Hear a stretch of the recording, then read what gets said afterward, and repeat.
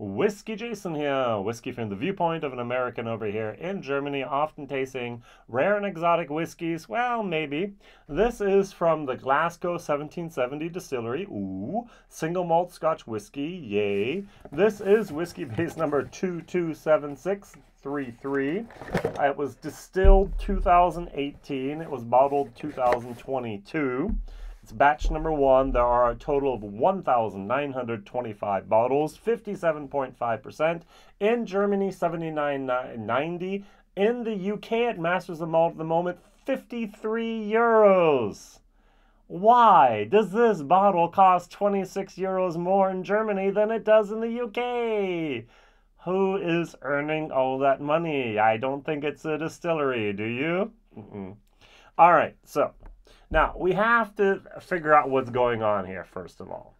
So we have here peated single malt that originally was matured in virgin oak casks.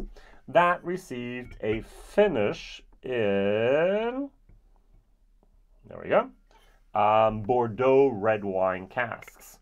And we also had triple distilled single malt that was matured first of all in first fill bourbon casks, and this then received a finish in ruby port casks. Now in total there are 6 casks that were matured together, or were married together. Married together. Now down here we have a nice little red stripe, and on that red stripe you can read 8 different things, which doesn't make much sense to me. All right, so I have the cask number 159565758.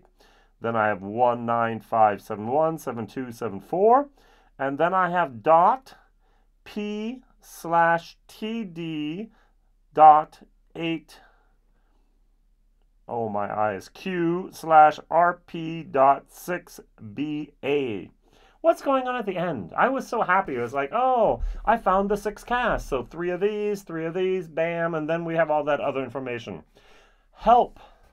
Someone please help me understand what's going on here, all right? So everything else I basically understand, all right?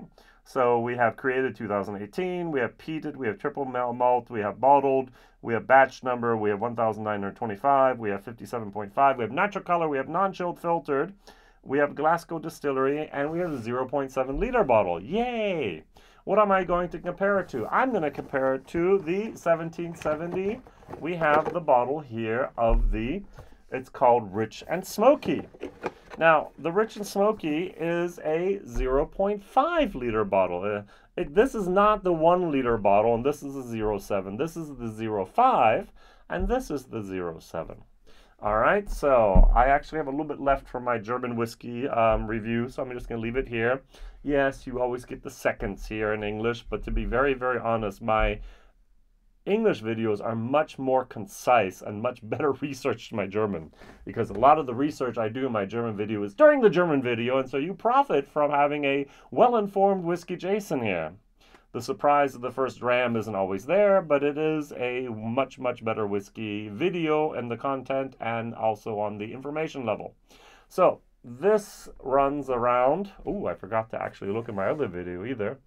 So let's go over here. Oh, wow, I don't know. So we have 1770. See, this is what I do in my German video all the time. Whiskey. And then we have here our, what is it called? Smoky. So the Rich and Smoky here. So, oh, okay, 52. But that's a 0.7 liter bottle. All right. So they actually switched now to that bottle size instead. So do I find anyone who has a 0. Here, let's go to Steam and Whiskey. Do they still have the 0.5? Oh. So, 0.7. So my bottle is so old, it's almost 2 years of age now, that it is 0.5 still. I think last year, 2022, they switched everything to 0.7. Now, you cannot import 0.5 bottles into America, and so they went to 1 bottle size for all the countries. US now 0.7, Germany, and also the rest of the world, which is very, very nice. If you look at the colors here, you will see that this is a little bit darker. This has a little bit red. Of course, it's red wine and it's ruby port, so why not? 57.7. So now on the nose, it's very interesting that I do the peat does not pop. There's a little bit of peat in the red on the background, but there's a lot of red fruits going on here. Strawberries, raspberries, red currants. There's a sweetness that's in there. The alcohol doesn't bother me at all.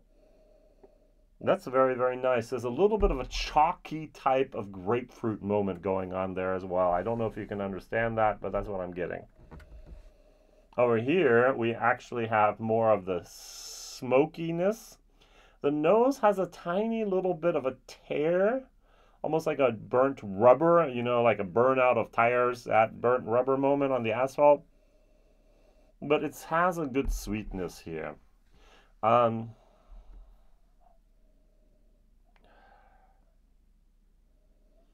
just noticed a QR code here. I have not looked at that. I think I'm going to do that now. All right, I just QR code this, scan the code. Now it does say the cask numbers here are exactly the same cask numbers here, but what's at the end? Those numbers I don't know. It does say here that they use the barrel and they use barriques. Barrique, I'm not sure if we use barriques as ruby hogsheads, but that's something else. So I guess you could call those the same thing, but that would be something there. This is the first time they actually say here. Where was this here?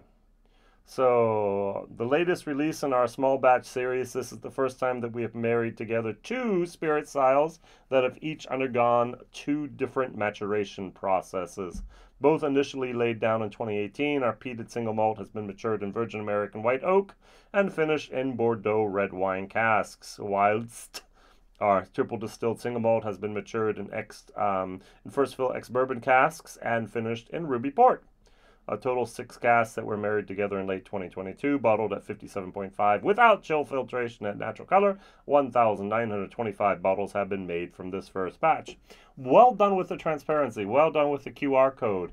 I think Glasgow 1770 is doing a great job. Non-chilled filtered, natural color. The age statement, we have a vintage 2018, the late 2022, so 4 years here. The price by the way, the price at the website is going to be here £59. So that I think is very nice for what you're getting, 57.5%. The 79.90 in Germany is just bugging me. Why is it 20 euros, 27 euros, even 26 euros less in the UK than here? And it's not just for transport. That's too much per bottle, all right? When I bring over a whole, I don't bring containers over, I just bring pallets over from UK and also America. Almost the same price sometimes, which is crazy. But that puts about 5 euros per bottle max on there. All right, so for 600 bottles, that's 3,000 euros for one pallet. That's 5 euros per pallet, so per bottle. No. All right, let's try it. So,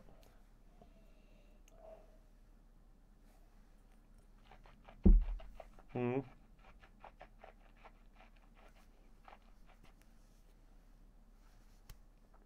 whole time I'm drinking this, it's like, wow, imagine what this whiskey would be like with 8 or 10 years of age. It's there's a bumper sticker on like a Fiat, a tiny little Fiat 500 or something like that. It says, when I grow up, I want to be a fire truck. And this is the same thing. When I grow up, I want to be a real whiskey. The peat, this is almost like it can't decide what it is.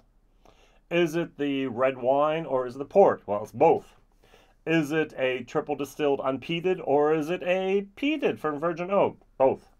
Is it a cask strength? Yes. The alcohol actually is fairly smooth, velvety, silky, nice. But there's not much on the way of peat. There's not much on the way of, even though I say it's silky, velvety, the 57.5, it's still young.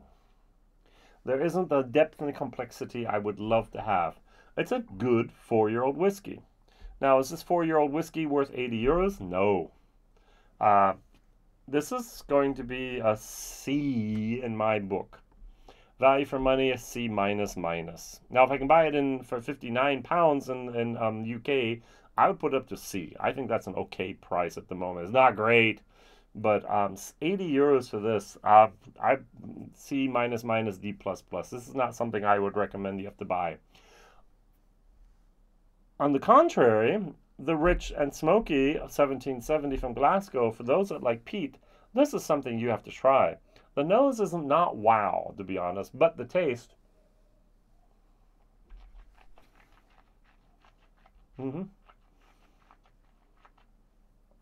First of all, you get the smokehouse.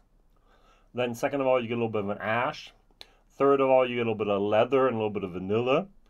And then you get some red berries included on this.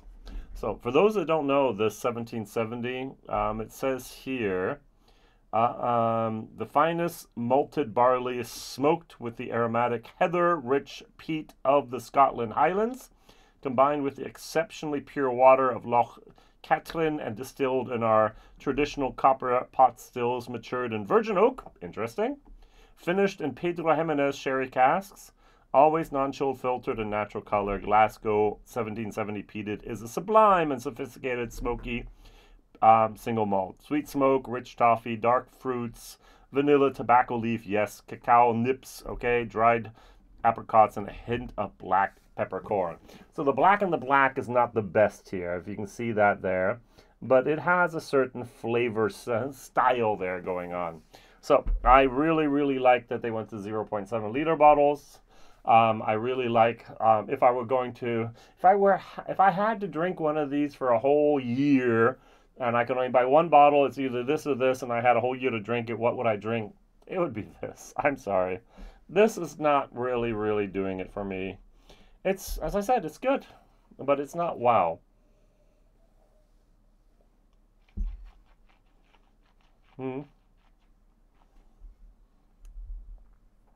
There is that fruitiness, there is that light berry, there is a little bit of a, I keep on going back to grapefruit chalkiness. It's almost like a bad Glenallachie.